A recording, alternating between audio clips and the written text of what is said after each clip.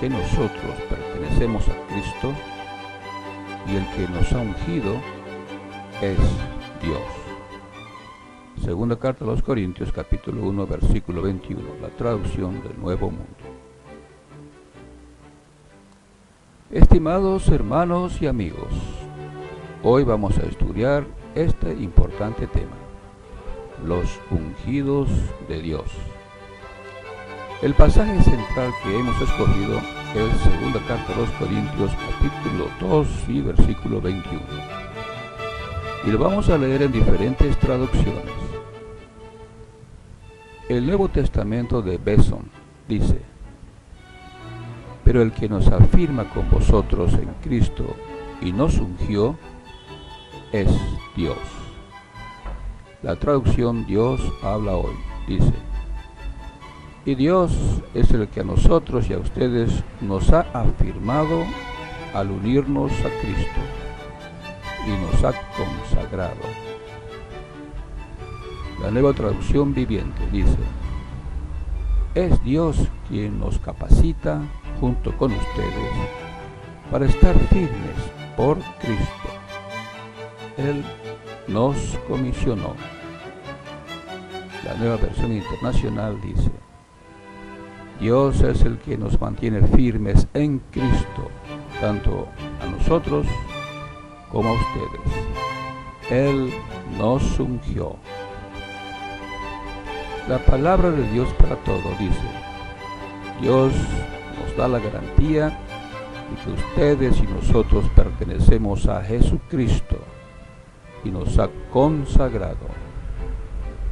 La traducción del lenguaje actual dice: tanto a mí como a ustedes, Dios nos mantiene firmemente unidos a Cristo. Él nos eligió. Hemos leído 7 traducciones. Las traducciones leídas nos dicen que Dios nos ha ungido, nos ha consagrado, Él nos comisionó, Él nos eligió. De modo que nos preguntamos: ¿de qué manera Dios ungió a sus elegidos? ¿Cuándo y cómo afecta a la persona? El apóstol Pablo se encarga de aclararnos este tema en el siguiente versículo, en segunda carta a los Corintios, capítulo 1 y versículo 22.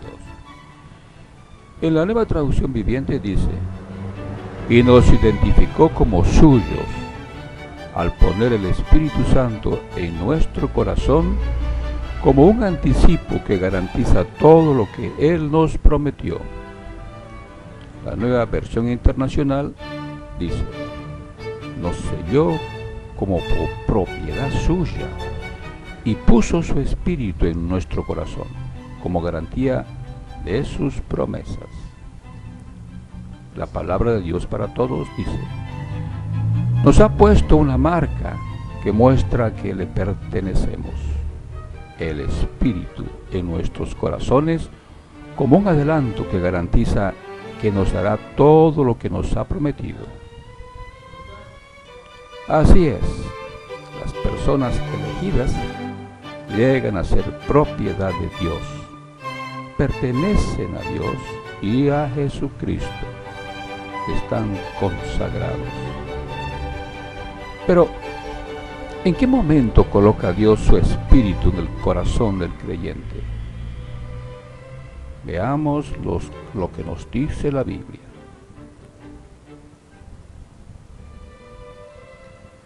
Según la Biblia, después del bautismo en agua, Dios pone su Espíritu en el corazón del creyente.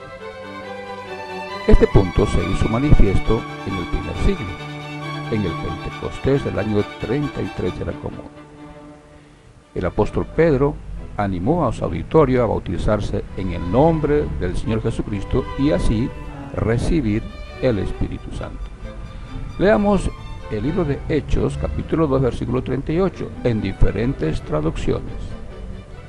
La Biblia latinoamericana dice: Pedro les contestó: arrepiéntanse y que cada uno de ustedes se haga bautizar en el nombre de Jesús el Mesías, para que sus pecados sean perdonados.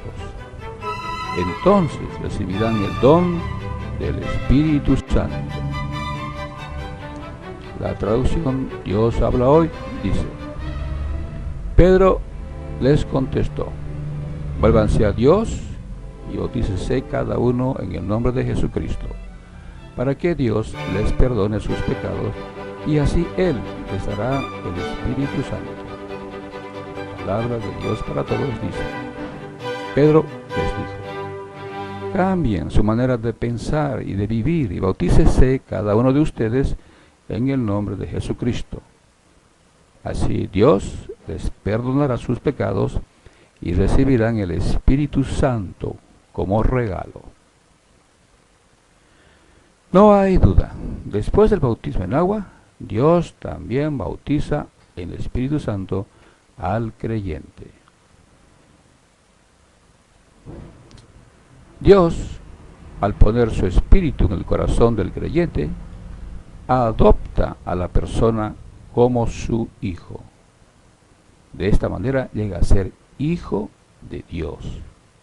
Así lo explica Pablo en la carta a los Gálatas, capítulo 4, versículo 4 hasta el 7. Dice: pero cuando llegó el límite cabal del tiempo, Dios envió a su Hijo, que vino a ser procedente de una mujer y que llegó a estar bajo ley, para que librara por compra a los que se hallaban bajo ley, para que nosotros a nuestra vez recibiéramos la adopción de hijos.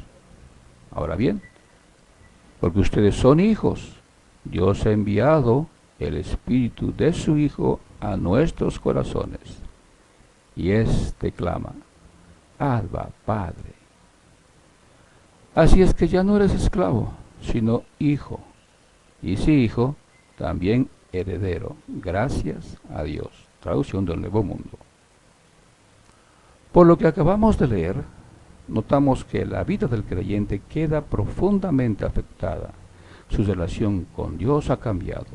Después de haber sido bautizado en agua y en espíritu, el creyente pasa a ser de la familia de Dios. Es un hijo de Dios. Leamos otra traducción. La palabra de Dios para todos. Gálatas capítulo 4, versículo 4 al 7. Pero cuando llegó el momento oportuno, Dios nos mandó a su Hijo, que nació de una mujer y vivió bajo ley. Así lo hizo Dios para poder comprar nuestra libertad de la ley y adoptarnos como sus hijos. Ustedes son hijos de Dios, y por lo tanto, Él puso el espíritu de su Hijo en nosotros. Y ese espíritu grita: querido Padre. Entonces ya no eres esclavo, sino hijo. Y por ser hijo, Dios te ha hecho su heredero. Con esta experiencia maravillosa, el discípulo de Cristo siente en su corazón que está unido a la familia de Dios, que Dios lo protege y lo guía todos los días.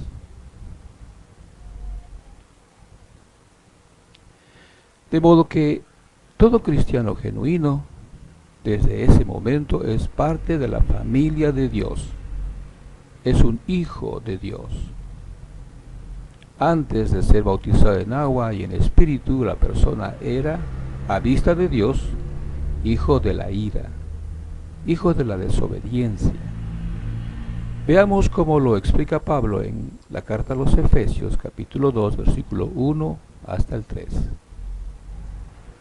Además, a ustedes Dios los vivificó, aunque estaban muertos en sus ofensas y pecados, en los cuales en un tiempo anduvieron conforme al sistema de cosas de este mundo, conforme al gobernante de la autoridad del aire, el espíritu que ahora opera en los hijos de la desobediencia. Sí, entre ellos todos nosotros en un tiempo nos comportamos en armonía con los deseos de nuestra carne y hacíamos las cosas que eran la voluntad de la carne y de los pensamientos. Y éramos, naturalmente, hijos de la ira, así como los demás. Sin embargo, después de ser bautizado en espíritu por Cristo, su situación cambió totalmente. Ahora es un hijo obediente, un hijo a quien Dios ama mucho. Además de ser hijo de Dios, el creyente al recibir el Espíritu Santo llega a ser miembro del pueblo de Dios. Leamos lo que escribió Pedro en su primera carta, capítulo 2, versículos 9 al 10. Pero ustedes son miembros de la familia de Dios, son sacerdotes al servicio del Rey, y son su pueblo. Dios mismo los sacó de la oscuridad del pecado y los hizo entrar en su luz maravillosa. Por eso, anuncien las maravillas que Dios ha hecho. Antes ustedes no eran nada, pero ahora son el pueblo de Dios. Antes Dios no les tenía compasión, pero ahora los ama mucho. Traducción del lenguaje actual. Veamos otra traducción. La Biblia latinoamericana. El mismo pasaje, 1 Pedro 2:9. Pero ustedes son una raza elegida, un reino de sacerdotes, una nación consagrada, un pueblo que Dios hizo suyo para proclamar sus maravillas, pues Él los ha llamado de las tinieblas a su luz admirable. Ustedes antes no eran su pueblo, pero ahora son pueblo de Dios. No habían alcanzado su misericordia, mas ahora les ha sido concedida su misericordia. La Biblia, palabra de Dios para todos. 1 Pedro 2:9. Pero ustedes son un pueblo elegido por Dios, sacerdotes al servicio del Rey, una nación santa y un pueblo que pertenece a Dios. Él los eligió para que anuncien las poderosas obras de aquel que los llamó a salir de la oscuridad para entrar en su luz maravillosa. Antes ustedes no eran ni siquiera un pueblo, pero ahora son el pueblo de Dios. Ustedes no habían recibido compasión, pero ahora han recibido la compasión de Dios. Así es, todo cristiano genuino es hijo de Dios y también miembro del pueblo de Dios, porque ha sido bautizado en agua y en espíritu. No se puede ser cristiano auténtico si no cumple con estos dos requisitos. Así lo explicó Jesús en Juan capítulo 3 versículo 5 a Nicodemo. Leamos Juan capítulo 3 versículo 5. Jesús respondió: te digo la verdad, el que no nace de agua y del Espíritu no puede entrar al reino de Dios. Palabra de Dios para todos. Sabemos que el reino de Dios es la congregación de discípulos de Cristo. Esto lo explicó Jesús en Mateo capítulo 16, versículo 18 al 19, que será mejor que lo leamos. Yo te digo que tú eres Pedro, y sobre esta piedra edificaré mi iglesia, y las puertas del reino de la muerte no prevalecerán contra ella. Te daré las llaves del reino de los cielos. Todo lo que ates en la tierra quedará atado en el cielo, y todo lo que desates en la tierra quedará desatado en el cielo. Así que todo cristiano auténtico es hijo de Dios y también miembro del pueblo de Dios. Estos privilegios singulares son atesorados por los genuinos discípulos de Cristo.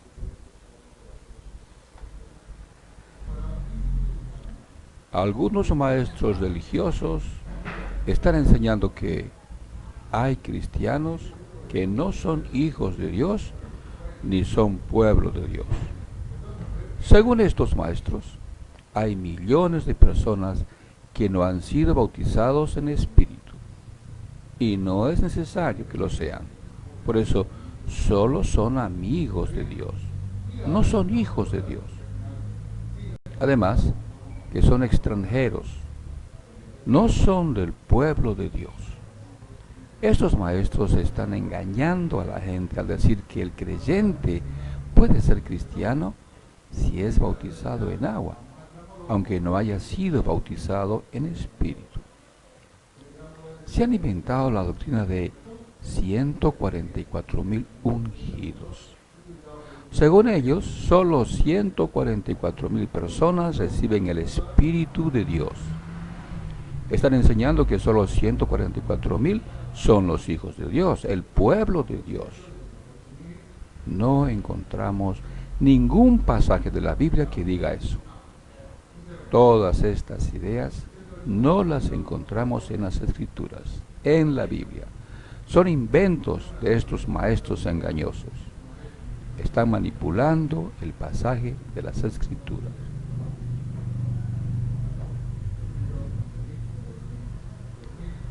Veamos algunos ejemplos. Distorsiones de la Biblia. A menudo citan Revelación 7:4 para apoyar la idea de que solo 144,000 personas son el Israel de Dios. Leamos el pasaje para ver si el pasaje realmente dice eso. Leamos en diferentes traducciones.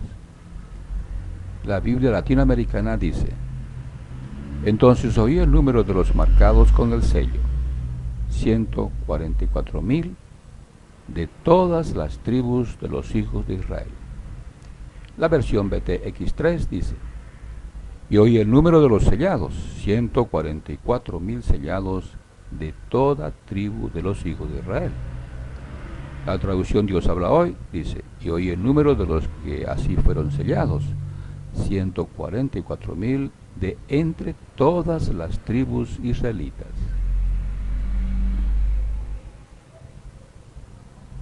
La Nueva Traducción Viviente dice: y oí el número de los que fueron marcados con el sello de Dios. Fueron sellados 144,000 de todas las tribus de Israel.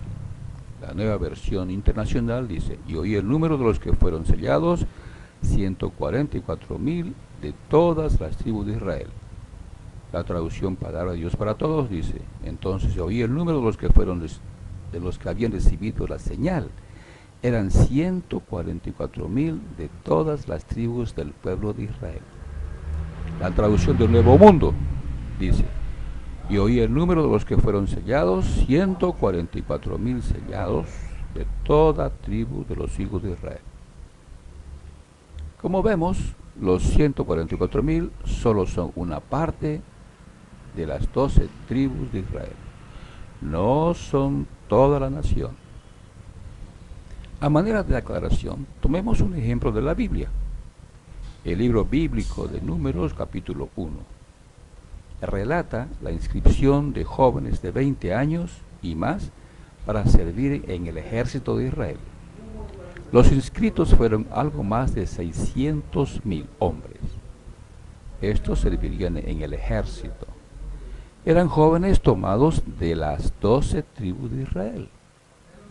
Pero la población de la nación era cerca de 3 millones. Algo semejante es lo que se relata en Revelación capítulo 7. Se toman 144,000 personas de las 12 tribus de Israel y se las sellas con el sello de Dios. Es obvio que las 12 tribus de Israel, en este pasaje, es un número mucho más grande. Aquí tenemos una gráfica. Un conjunto mucho mayor, las 12 tribus de Israel.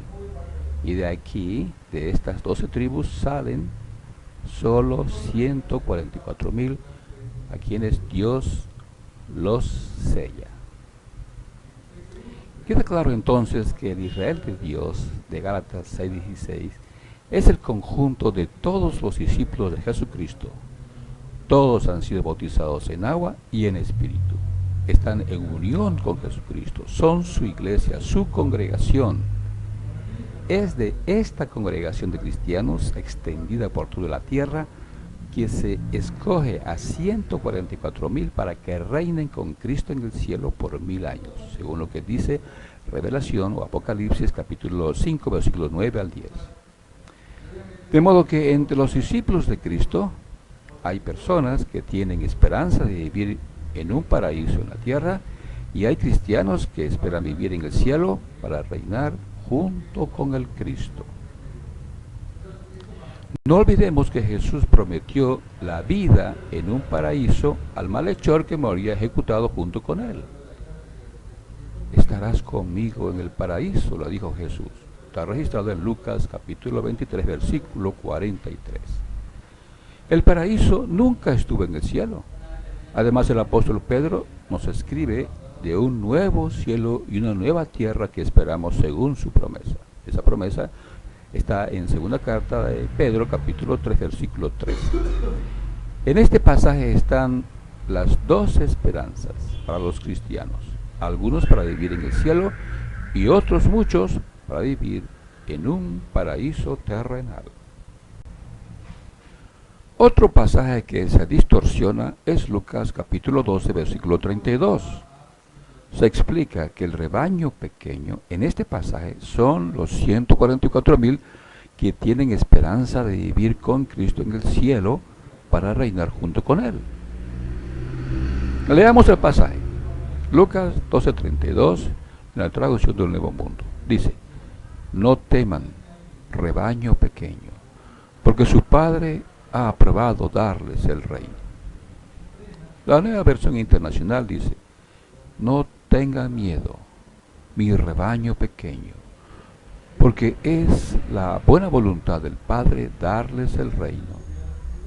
La Biblia latinoamericana dice: no temas, pequeño rebaño, porque al Padre de ustedes le agradó darles el reino. Jesús, en este pasaje, está tratando el tema de la esperanza celestial. Veamos el contexto. Examinando el contexto. Lucas, el mismo capítulo 12, pero el versículo 1. Dice: entre tanto, cuando los de la muchedumbre se hubieron reunido en tantos millares que se pisaban unos a otros, él comenzó a decir primero a sus discípulos: guárdense de la levadura de los fariseos, que es la hipocresía. Traducción del Nuevo Mundo. Ahora, vamos más allá y al capítulo 12, versículo 41. Dice: entonces dijo Pedro: Señor, ¿nos dices esta ilustración a nosotros o también a todos? Traducción del Nuevo Mundo. Fácilmente se puede ver que cuando Jesús dice rebaño pequeño, está comparando sus discípulos con las miles de personas que lo escuchaban. Jesús no estaba tratando de identificar a 144,000 que irían al cielo. En todo este capítulo, Jesús está tratando de preparar a sus pocos discípulos para que puedan enfrentarse a las dificultades y tentaciones por venir. Ellos iban a ser los primeros en ser miembros de su congregación, el reino de Dios. Esta congregación todavía estaba por formarse en el Pentecostés del año 33 era común. Compare, por favor, con Mateo capítulo 21 y versículo 43. La esperanza de vivir en el cielo, Jesús la mencionó por primera vez a sus discípulos la noche antes de ser ejecutado. Compare con Juan capítulo 14, versículo 1 al 3. Antes de esa noche, Jesús nunca dijo a sus discípulos que irían a vivir con él al cielo. No hay ningún registro en los evangelios que indique que Jesús les haya prometido vida eterna en el cielo. Esa promesa apareció recién la noche en que Jesús celebró la cena del Señor. Esto está registrado en Juan, capítulo 14. La visión que tenían los apóstoles sobre el reino de Dios estaba en relación con la nación de Israel. Para ellos, Israel era el reino de Dios, y ellos esperaban que Jesús restaurara ese reino a la nación de Israel. Note lo que le preguntaron al momento de la partida de Jesús al cielo. Está registrado en Hechos capítulo 1 y versículo 6. Pues bien, cuando se hubieron congregado, se pusieron a preguntarle: Señor, ¿estás restaurando el reino a Israel en este tiempo? Es obvio que sus discípulos no tenían la visión de Jesús con relación al reino de Dios. Para Jesús, el reino de Dios o el reino de los cielos era su congregación de discípulos, según él lo explicó en Mateo capítulo 16, versículo 18 al 19. Esta congregación sustituiría a la nación de Israel como el reino de Dios, según Mateo capítulo 21, versículo 43. Por favor, compare con estos versículos. Con relación a la vida eterna, muchos judíos esperaban la resurrección de entre los muertos y así conseguir la vida eterna aquí en la tierra. Si usted lee lo que dice Juan capítulo 11, versículo 23 al 27, es la idea que transmite Marta a Jesús cuando su hermano Lázaro ha muerto y esperaba que Jesús haga algo por él. Es por eso que Jesús le hizo al malhechor que moría ejecutado junto con él esta alentadora promesa. En Lucas capítulo 23, versículo 42 dice: y pasó a decir: Jesús, acuérdate de mí cuando entres en tu reino. Y él le dijo: verdaderamente te digo hoy, estarás conmigo en el paraíso. Traducción del Nuevo Mundo.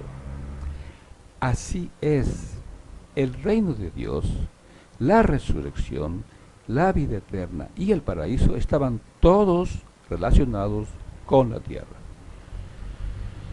De modo que es una interpretación equivocada, distorsionada, decir que en Lucas 12:32 Jesús estaba hablando de 144,000 personas que irían al cielo. Además, esa misma noche Jesús habló a los apóstoles de reinar y juzgar a las 12 tribus de Israel. Leamos el pasaje de Lucas capítulo 22, versículo 28 al 30.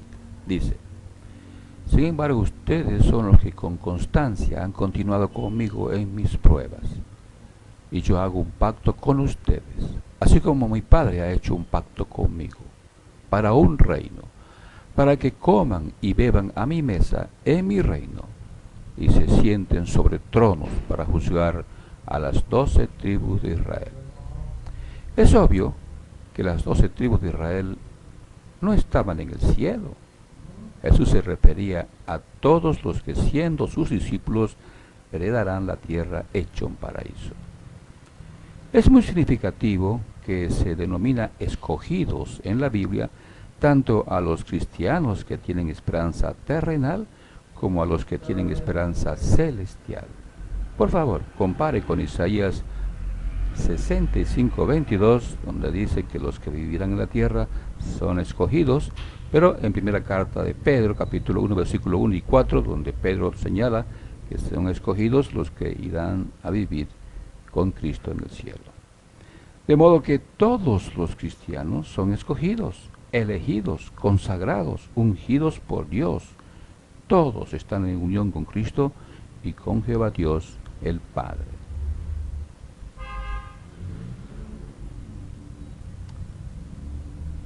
en la cena del Señor. Después de celebrar la cena de la Pascua con sus discípulos, Jesús instituyó lo que más tarde Pablo llamó la cena del Señor. Les dio de comer pan y beber vino, símbolos de su carne y su sangre. La participación de estos emblemas sería indicación de que estaban en unión con Jesucristo, que eran sus discípulos. Un año antes, el año 32 era común, Jesús les había dado una explicación en detalles sobre el significado de comer su carne y beber su sangre. Leamos lo que Jesús dijo en Juan capítulo 6, versículos 53 al 56. Entonces Jesús les dijo: muy verdaderamente les digo, a menos que coman la carne del Hijo del Hombre y beban su sangre, no tienen vida en ustedes. El que se alimenta de mi carne y bebe mi sangre tiene vida eterna, y yo lo resucitaré en el último día. Porque mi carne es verdadero alimento y mi sangre es verdadera bebida. El que se alimenta de mi carne y bebe mi sangre permanece en unión conmigo y yo en unión con él. Toda esta explicación dada por Jesús pone de manifiesto que la resurrección, la vida eterna y el discipulado cristiano están envueltos en la participación de estos emblemas.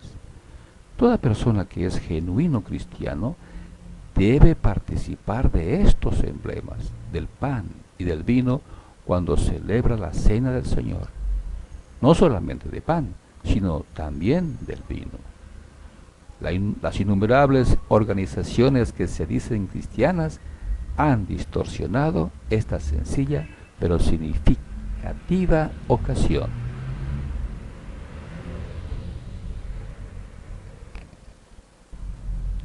Conclusiones.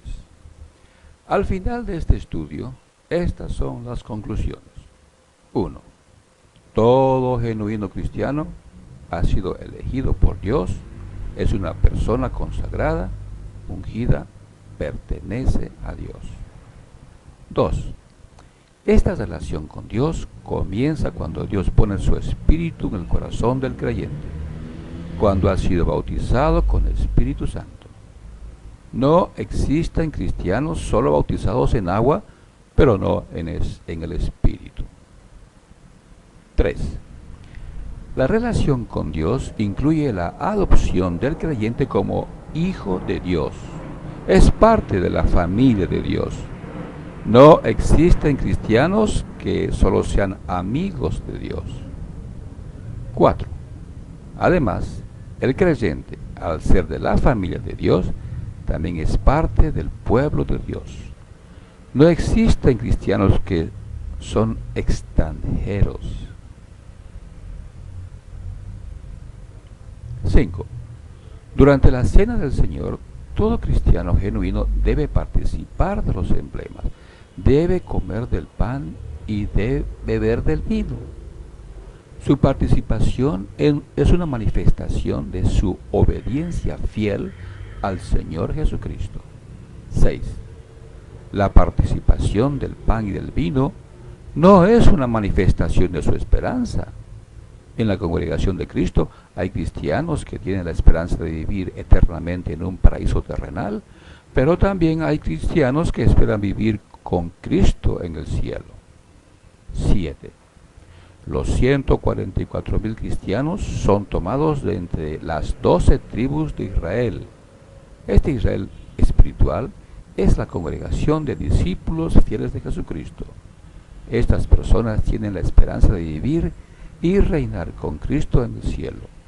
Solo Dios, Jesús y el individuo saben quiénes tienen esta esperanza. Todos son escogidos por Dios para heredar la vida eterna, ya sea en el cielo o en la tierra. Los escogidos por Dios para heredar la tierra. Fin del artículo.